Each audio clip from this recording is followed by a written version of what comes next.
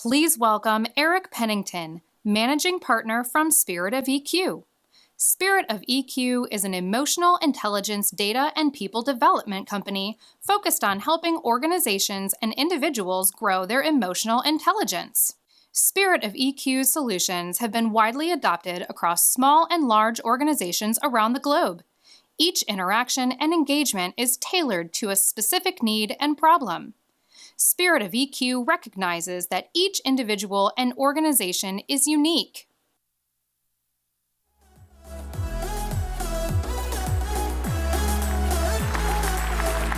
I am so excited to be with you this morning, and if you're looking at me a little weird, you probably should, because why is he bringing a bag out here? There's a reason for it. This morning, in the time that we have, I want to help you understand a couple of things. First, by way of story, about emotional intelligence and EQ, which is ultimately personal and business. I'm going to leave you with 3 points around those things that will help you, maybe as you go out into this world, you can kind of get a better grasp on what's happening on the inside. So I'm going to start with a story. I will confess to you, so much of the work that we do is so interactive in nature, and fear not, I'm not going to call on anyone to stand up and come up, nothing like that. But I am going to need your help.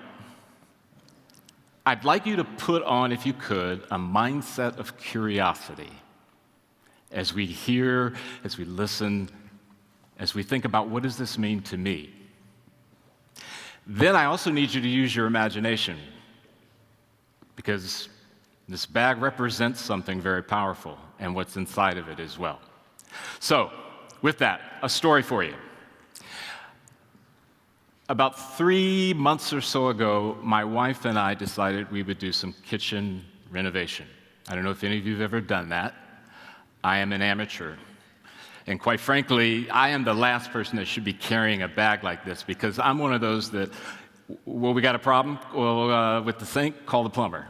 Got a problem with the backyard, call the lawn people. And when my wife says, well, how about you? Well, let's call the plumber. So as we did this, one of the contractors mistakenly, I think, messed up our kitchen faucet, at least to a point where it was swiveling back around and around, you know, the twist and turn. So contractor's gone, and I'm just staring at it. Just staring. My wife is asking me, are you just going to stare at it? Well, no, actually, I know it needs to be fixed. And when I mentioned to you earlier about your imagination, I want you to think of this bag as your EQ. And inside of this bag are the tools and competencies that are housed inside of your EQ. It could be empathy, it could be consequential thinking, it could be optimism. So back to the story. I'm faced with this dilemma. Am I going to call somebody and pay them an outrageous amount of money to just turn the bolt a little to the right? I do have some level of pride in me. I can do this, right? I mean, you're looking at me, you say, Eric, come on, how hard could it be? I agree with you. So what I did is I said, you know what? Pliers. It'll be easy. I'll just get underneath the sink, get underneath there. It didn't fit. And even if I did get it on there, the ability to turn, and I got the wrong tool. So, being the novice amateur that I am, I said, you know what? Oh my gosh, there's these socket wrenches. They make them in every size. My gosh, it's got to be universal bolt. Well, let me try this one first. So I'm up underneath the sink, and I'm trying to move. No, I got the wrong tool. So my friend John comes to the rescue. He says, Eric, you got the wrong tool. And I said, yeah, tell me something I don't know. He says, what you need is this. I don't know if this looks familiar to any of you, but this is a basin wrench. It was designed to fit underneath a sink and attached to a bolt so that it can be tightened with relative ease.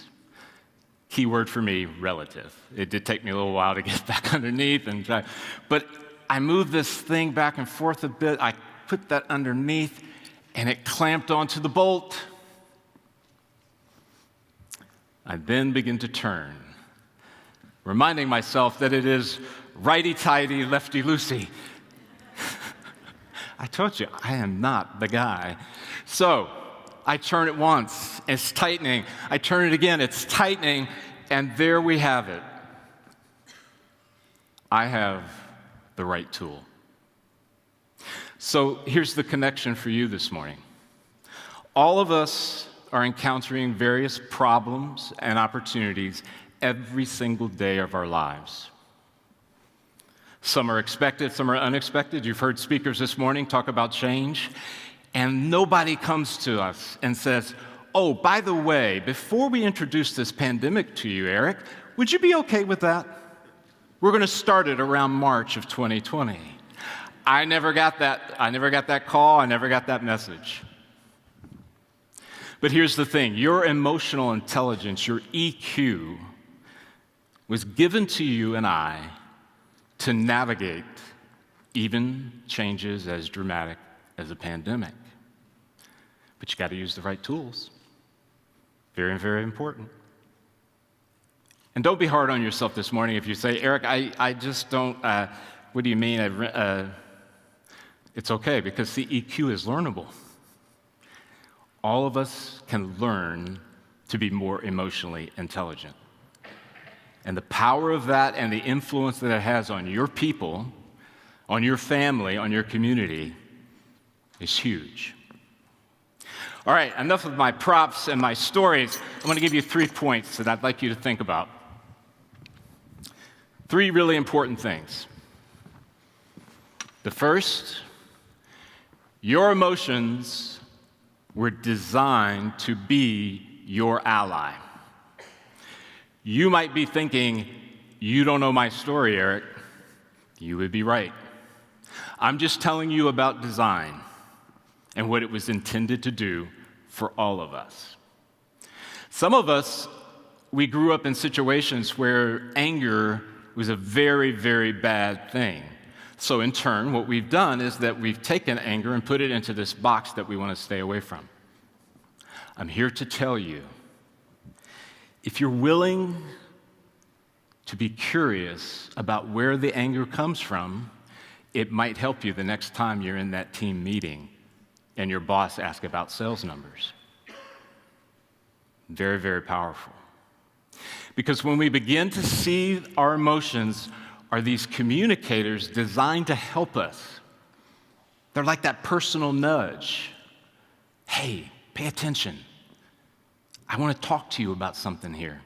There's something powerful going on." When we begin to go through that process, real change occurs in you, and then it ripples out. Second point, get to know your brain better. Yes, your brain. Your operating system, I like to call it. It's that wonderful thing that was designed to help you.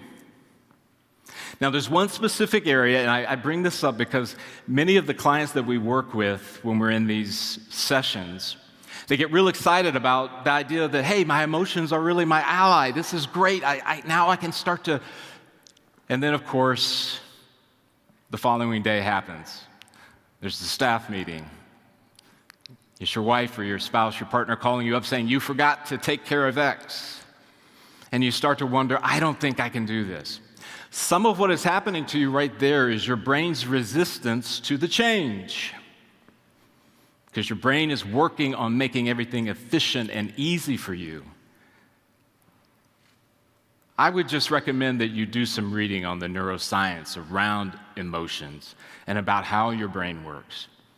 That way, when you are starting to make the move to do things differently, you're not going to be surprised or find that you have this blind side that stops you from moving forward.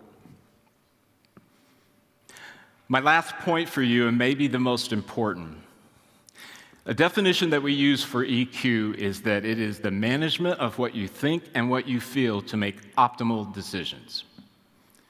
I found a way that we can get interactive this morning. How many of you this morning, even if you didn't consciously say it to yourself, wanted to make really good decisions? Anyone? I don't see very well with the light right here, but I'm hoping that every single one of you raised your hands. But see, there's this thing, right, that gets in the way. It can get in the way. The better that we are at making decisions, the better our performance, the better our results, our outcomes. But you got to work on it, and you got to practice it. And this advice was given to me some years ago. Very powerful. He set me down and he said, Eric, I want you to understand something. 90% of your life is going to be the result of the decisions you made. Not what your dad made, not what your boss made, not what the economy did, but what you decided to do. With that in mind, ladies and gentlemen, I want you to understand this is the power of emotional intelligence, to move us to this place of where we are these powerful decision makers. You won't be perfect, it won't line up with all the circumstances, but you will begin to see the kind of results that we all want. And this doesn't just relate to business and business plans. It relates to inequality in the community. It relates to your mother, your brother, your cousin, your sister, your neighbors. So as I close, I have a free gift that we want to give you guys. The chamber will send out an email post-meeting, and it's a little tool that we use to help people gain an awareness around where they're at. It's free to you. I hope you take advantage of it, because I have a selfish desire for all of you to be more emotionally intelligent, because I know that ripple effect produces real change. Thank you for letting me share with you about why EQ is personal and business.